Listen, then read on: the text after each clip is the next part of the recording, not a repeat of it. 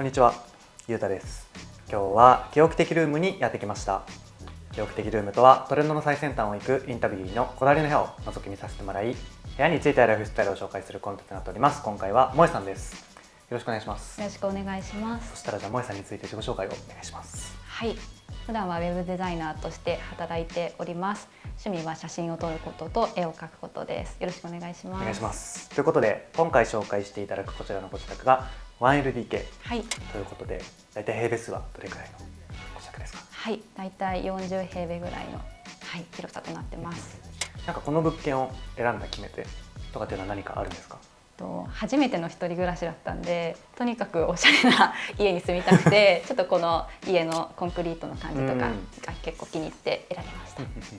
ということで、かなりこの物件自体のポテンシャルもそうですけど、このなんか半地下っていうのもちょっとあんまりないですよね。そうですね、ということで、各スペースちょっとね、インテリアのテーマもなんかちょっと雰囲気も全然違うと思うので、ちょっとお話をお伺いできればなと思っております。よろしくお願いします。お願いいたします。それではまず最初、こちらが、ダイニング&ワークスペースみたいな感じということで、ちょっとお話を聞いていきたいなと思います。はい、こちらの、お部屋のこだわったポイントやコンセプトがあればお尋ねしたいんですけど、何かありますか？はい、まず、見ていただければ分かる通り、植物が好きなので植物をたくさん置いているのと、あとコンクリートの部屋って結構殺風景な感じが住んでみてしたので、結構カラフルなアイテムとか民芸品とか置いて温かみがある感じで統一してます。はい、ということで、じゃあちょっと細かい家具の話聞いていきたいなと思うんですけど、まずじゃあちょっとこちら側に移動をしていただいて、このダイニングテーブルとこの椅子とスツール含めて3脚あると思うんですけど、それぞれどちらのブランドか教えていただいてもいいですか？はい、これが机がジャーナルスタンダードファニチャーのもので、これいいなって思ったのが、私ここで仕事するんですけど、引き出しがあってそこに物をたくさん収納できるので、仕事をする時は仕事して下にしまえるっていうのがすごいいいなと思って、便利なテーブルだと思います。食事も兼ねるってなると、一回仕事中断してみたいなね、感じですもんね。あとはこの椅子が3脚。そうですね。椅子はこっちの黒いのと青いのは IKEA のもので、こっちはニトリのものですね。なんか椅子とかは選定する時のこだわりとかあるんですか？そうですね。この家は黒のものが多いので、黒で統一した感じで、机も鉄の部分黒なんで統一した形ですね。はい。椅子に敷いてあるこのクッションって言ったらいいんですかね。はい。これ可愛いですね。めちゃくちゃ可愛いですよね。ちょっと民芸品っぽいんですけど、こちらがプエブコというブランドのもので、2000円ちょっとですごいお手頃で、気に入ってます。テイスト的にはこの下に敷いてあるラグ、これもちょっとなんか似てますね、雰囲気。そうですね。こういう民芸品というか、なんかそういうヴィンテージ調みたいなものが好きなんですけど、こちらザラホームで購入したもので2万円ちょっと。なんかちょっと安いなと思って、この大きさで確かにそうですね。買いました。気に入ってます。後ろ側のキッチンの方のお話も聞いていきたいんですけど、これキッチンのスペースいいですね。このラグ敷いてあるの可愛いですね。これもプエブコのもので、キッチンと仕事場が一緒な感じなんで、キッチンって書いてある主張があっていいなと。確かに。この冷蔵庫か、ここはすごいいろいろなものがフライヤーとかがね、貼ってあると思うんですけど、ここはなんかどういった類のものが貼られてるんですか？そうですね。私が美術館とか行くのが好きなので、ちょっと見た展示のものとか、あと自分の絵とかちょっとペタペタ貼ったり、気に入ったものを貼ってる感じですかね。なんかそれこそ最近行った展示とか、今まで結構行ってよかったなと思ってる展示とかあれば教えていただきたいんですけど、何かありますか？そうですね。最近行ったのはちょっと隠れててあんまり見えてないんですけど、エキリコ展、イタリアの作家さんで、下にもポスターがあるんですけど、グッズとかもおしゃれでとても良かったのと、最近この池袋のサンシャインで行われているなんか植物のイベントに最近行ってきて、これ11月にあるフライヤーのポスターなんですけど、なんかこういう植物の展覧会みたいなの行ったの初めてだったんですけど、珍しい植物たくさんあってめちゃくちゃいいなと思ったので、植物好きな方はぜひ。アクリル絵の具で描いているものなんですけど、絵描くのが好きで勉強中って感じですね。確かに絵で言うとここの上にもありますもんね。これ書き途中でちょっとまだどこ直したらいいかなっていうものをちょっと見ている感じなんですけど、こういう絵とかはなんかご自身で独学でなんか勉強とかされてるんですか？勉強もしてなんかただ適当っていうのはあれなんですけど赴くままにこうやってる感じなんで、はい、いつかなんかこう大きくバーンって飾れたらいいなと思って、それこそ展示とかそういうのですよね。はい、やってます。わかりました、はい、ありがとうございます。続いてこちらは何といっても植物がたくさんあると思うんですけど、はい、植物はいつ頃からこれを集めてらっしゃるんですか？まだ一人暮らしして1年ぐらいなんですけど、この1年でどんどん増えてきました。もう1年でこんなにすごいですね。はいはい、これなんか普段買う時の選定基準というか、はい、そういうのは何かあるんですか？うちが日当たりがそんなに良くなくて、多分植物育つ環境としては全然良くないので、日当たりが悪くても育つものと枯れても罪悪感が湧かないというかなんかそのショックを受けない価格設定のものを基準に、はい、選んでます。植物買う時もこうショップというか行きつけの店とかも決まってるんですか？そうですね、はい、それこそソルソさんとか有名だと思うんですけども、可愛くて行きますし、あとホームセンターとかも多かったり、あと下北沢のペニーレイン新花園さんっていう植物屋さんがめっちゃ植物安くておすすめです。はい、ということで、じゃあちょっと植物、たくさんあると思うんですけど、なんかこの中でお気に入りのものというか、あと最近買ったものとか、はい、なんかちょっとピックアップしてなんか 2,3 点もしあればお聞きしたいんですけど、何かありますか？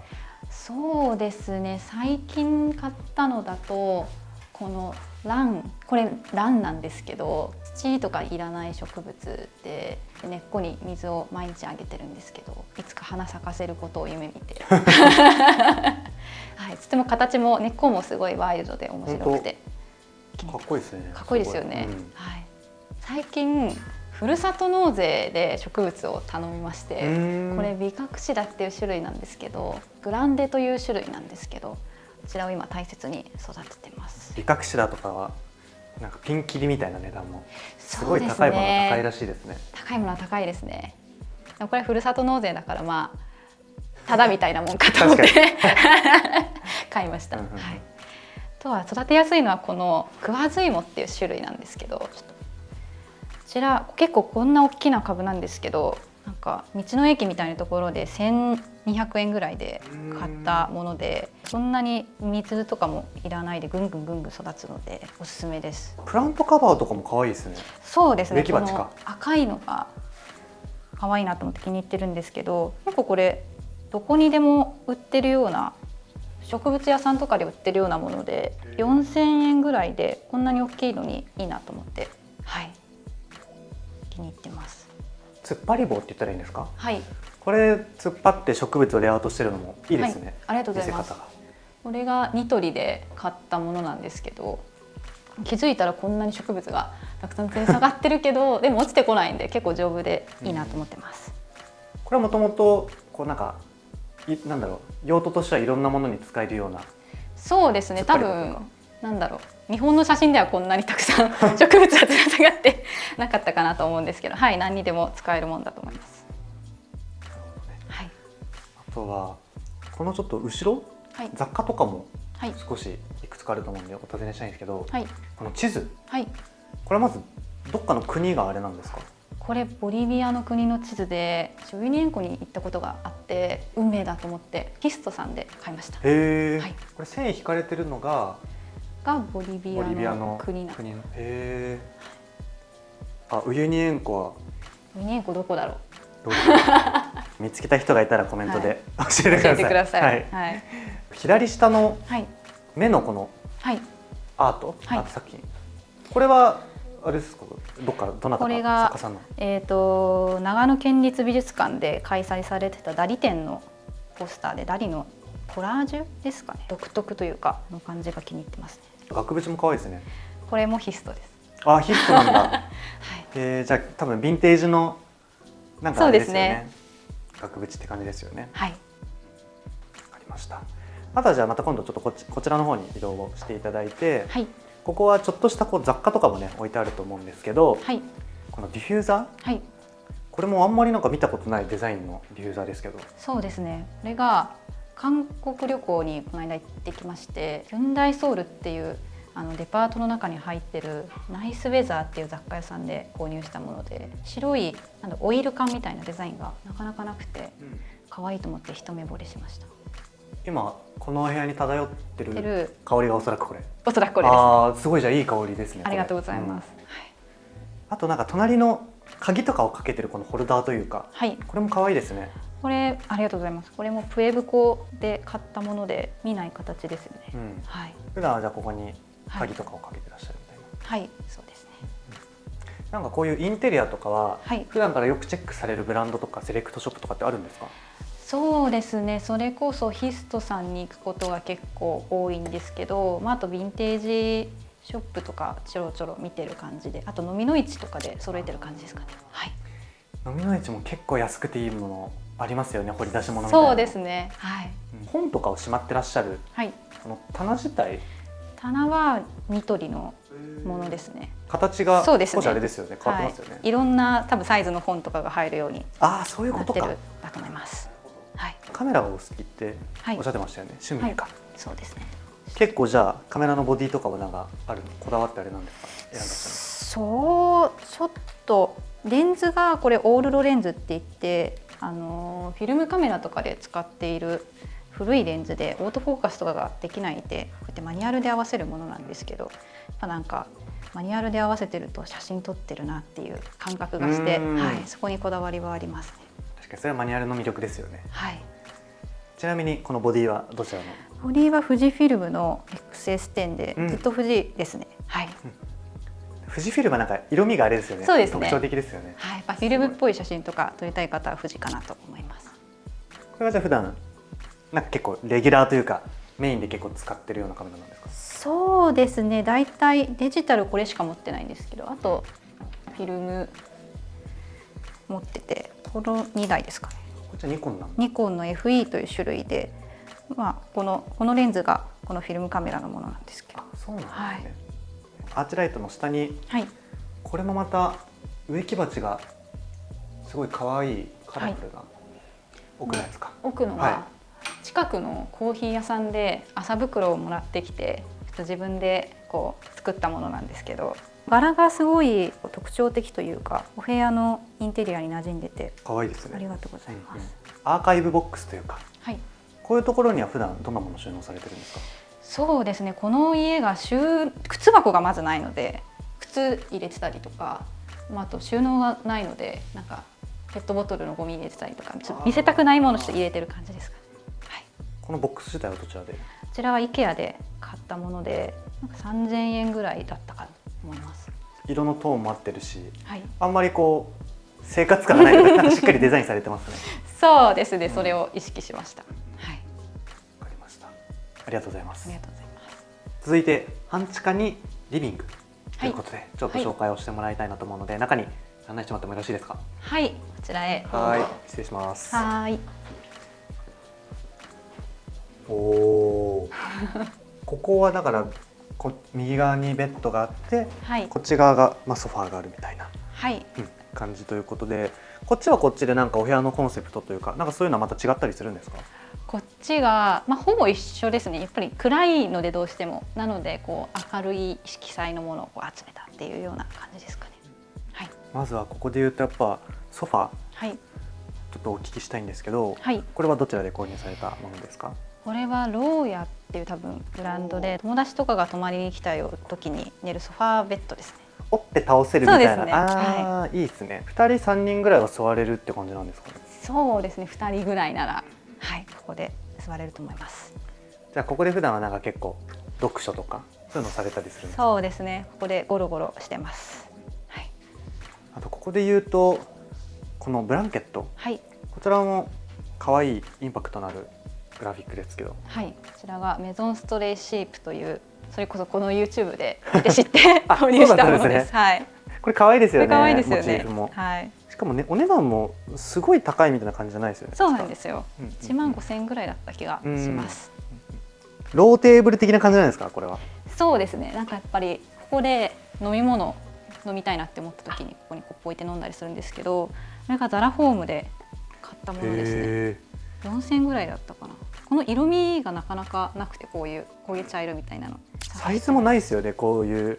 そうですね、なかなかちっちゃいもの、なかなか難しかったです。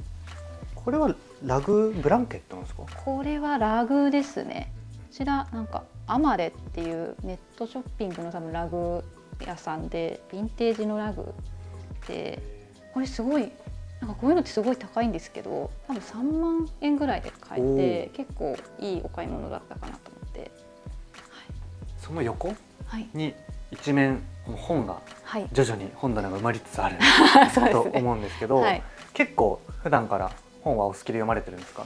そうですね、はい、本好きでよく読んでます。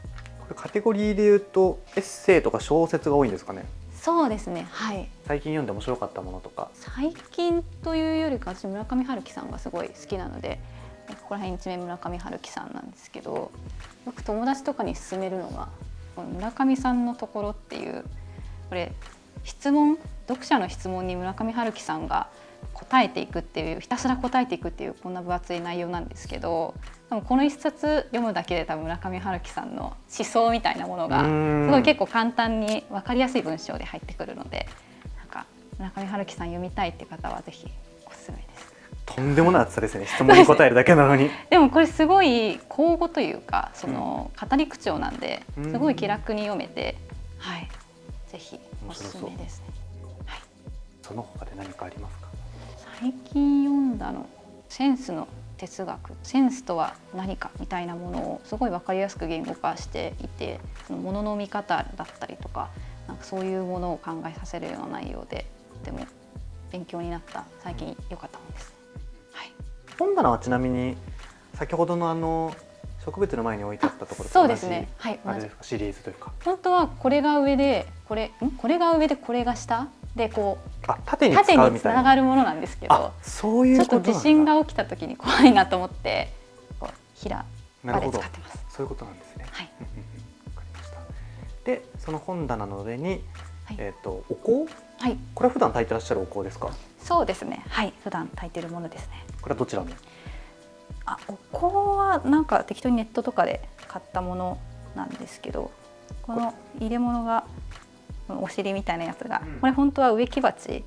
そうなんだ。そう、本当は植物を何か入れようと思ってたんですけど、ちょっとあまりピンとくるものがなくて、今はお香を入れてます。はい。これお香はなんか他のブランドのも使い分けてるんですか？そうですね。これはスタンダードプロダクツで、そうお香売ってるんだと思って、この白檀っていう香りが結構好きなので、これだけ別で買ったんですけど、はい。そのお隣があれですか、お香炊く時のホルダー的なやつですか？これ。そうですね。これ木の、でもこれアマゾンとかで1500円ぐらいで、はい、買ったものなので、てっきりなんかインド旅行行ったそうですよね、みたいななんか感じかなと思ってました。雰囲気ありますよね。違ったんだ。はい。なんかこういう木のぬくもりみたいなのが好きなので、はい、いいと思います。あとはこの絵というか、これポスターか。そうですね。これポスターで、これマティスの絵なんですけど、上野で多分開催されてたマティス展で買ったもので、これすごいインパクトがあって気に入ってますね。ちょっとお部屋の象徴というかね、はい、やっぱアイコニックなものになってますよね、これは。そうですね。なんかやっぱマティスが好きで、これもマティスの部屋なんですけど、こういう風にしたいなと思ってはい、やってます。ちょっとやっぱヨーロピアンなクラシックな。そうですね。なんか一個一個の民芸品とかにこだわりがあったりとか、なんかこういう植物をたくさん置いたりとか、なんかそういう感じの部屋にしたくて、はい。ベッド周りとかなんかこだわりとかあります？